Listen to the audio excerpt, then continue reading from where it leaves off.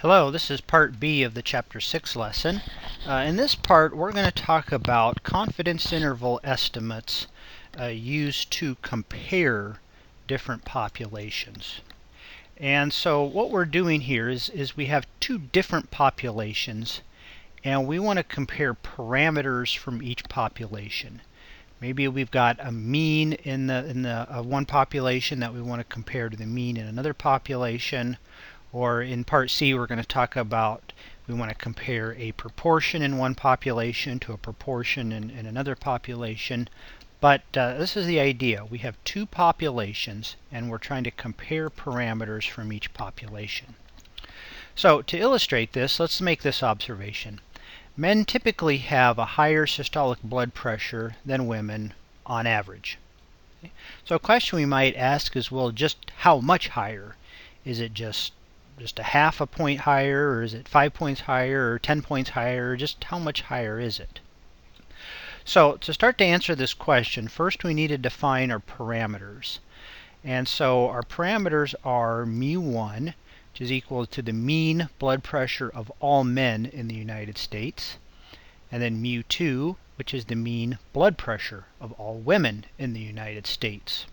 So two parameters, we have two populations. We've got all men and all women. We're interested in the mean of this first population compared to the mean of this second population. And so specifically, we want to know the value of mu1 minus mu2. That's our question, just how much higher is that blood pressure for men than women on average?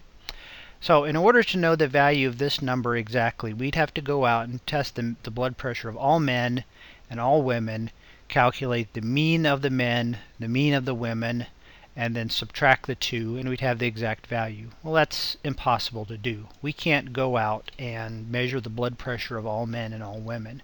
So we're not going to know the exact value of this difference. So suppose we go out and we get a sample of 1,600 men. We take the blood pressure of each and we calculate a mean blood pressure of 128 with a standard deviation of 17.5. And then we go out and we get a sample of 1,900 women. We take the blood pressure of each, get a mean of 126.5 and a standard deviation of 20.1. So this number right here is a point estimate of mu1. This number right here is a point estimate of mu2.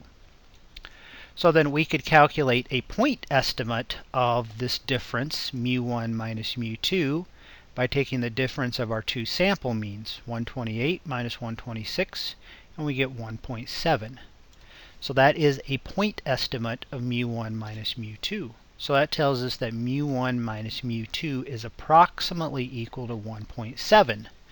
Well, as in part A, whenever we estimate something, we want a measure of the accuracy. So just how accurate is this estimate? And we're going to estimate this, measure this using a margin of error, and then use that to calculate a confidence interval estimate. And so we're not going to talk about the formula for the confidence for the margin of error and the confidence interval estimate of mu1 minus mu2. The book talks about it, and it's a little bit complicated. We're just going to focus on understanding how to calculate it in the Excel and what it all means. So if we go to the workbook chapter 6 and the worksheet independent samples, we can enter our sample statistics here in these yellow cells. Here's the sample 1 and here's sample 2. And then the green cells are automatically calculated. Here that calculates what the book calls the pooled standard deviation, and then here it calculates the margin of error, and then we have the lower limit and the upper limit. And so that's all there is to calculating a confidence interval estimate of a difference like this. So our confidence interval is mu1 minus mu2 is somewhere between 0.45 and 2.95. So we would interpret this by saying that we are 95% confident that mu1 minus mu2 is somewhere between 0.45 and 2.95. Or in other words, we would say that we are 95% confident that the mean blood pressure of all men is between 0.45 and 2.95 units higher than the mean blood pressure of all women. So men's blood pressure are somewhere between about a half a point higher and 3 points higher than women. See? So there's the answer to the question, or at least as close as we can get to a precise answer. We're never going to be able to find the exact answer to our question, but using a confidence interval, we can get a range of possible values for our answer. Now the book talks about certain requirements for these different types of confidence intervals.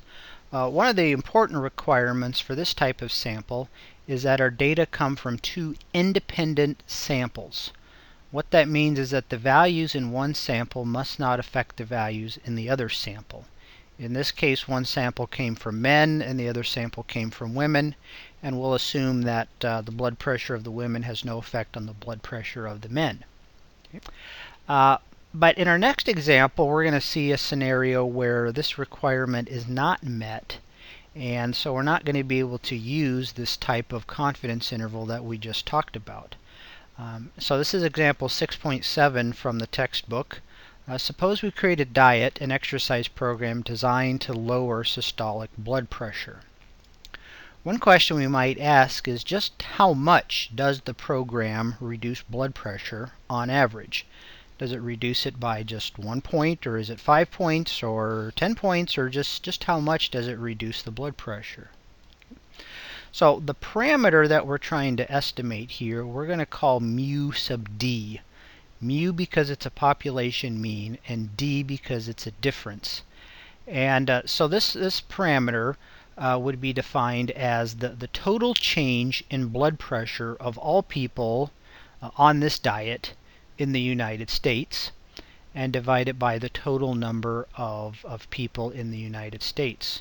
So we're interested in the average change. So by change we mean we're going to take their blood pressure at the start, subtract their blood pressure at the end. That's going to be their change. So we want to find the total change. So we'd have to give this diet to every single person in the United States, and then calculate the change of each person, add up all those changes, divide by the total number of people in the United States, and that would give us the exact value of mu sub d. And so our question is really, what's the value of mu sub d?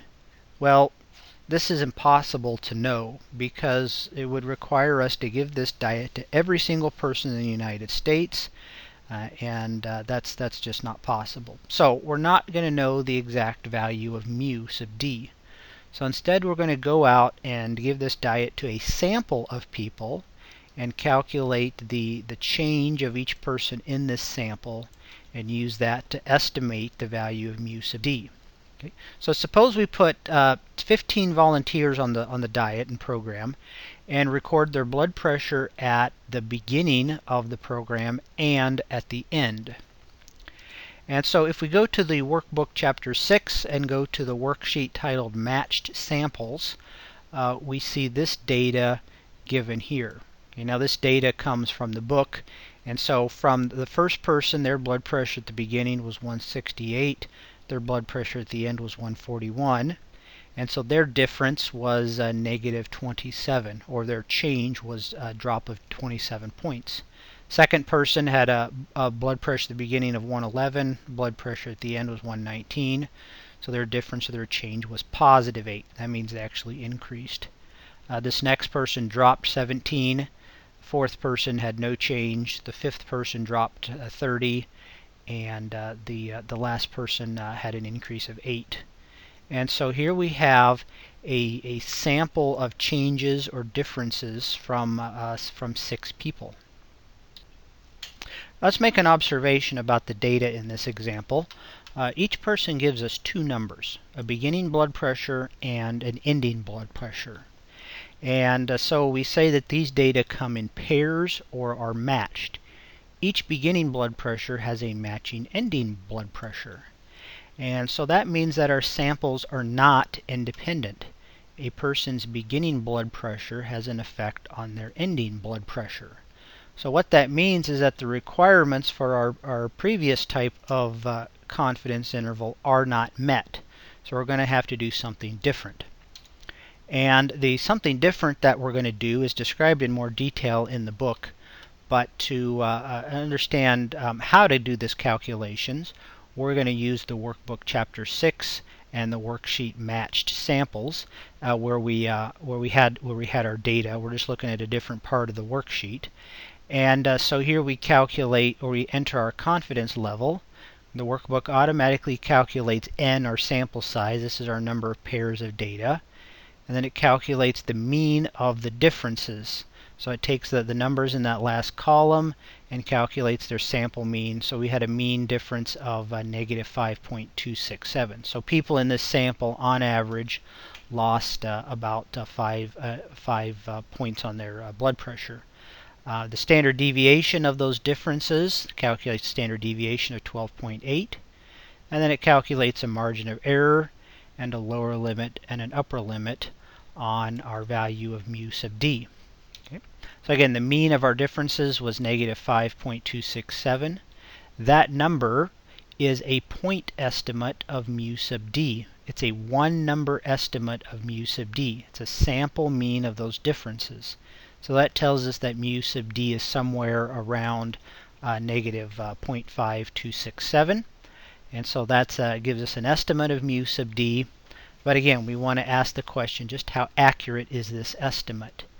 And our confidence interval given over here and margin of error give us an answer to that question of just how accurate is it. Okay. So kind of summarizing our results here, our 95% confidence interval estimate of mu sub d is mu sub d is somewhere between the lower limit of negative 12.36 and the upper limit of positive 1.827. So we would interpret this in the same way as every other confidence interval.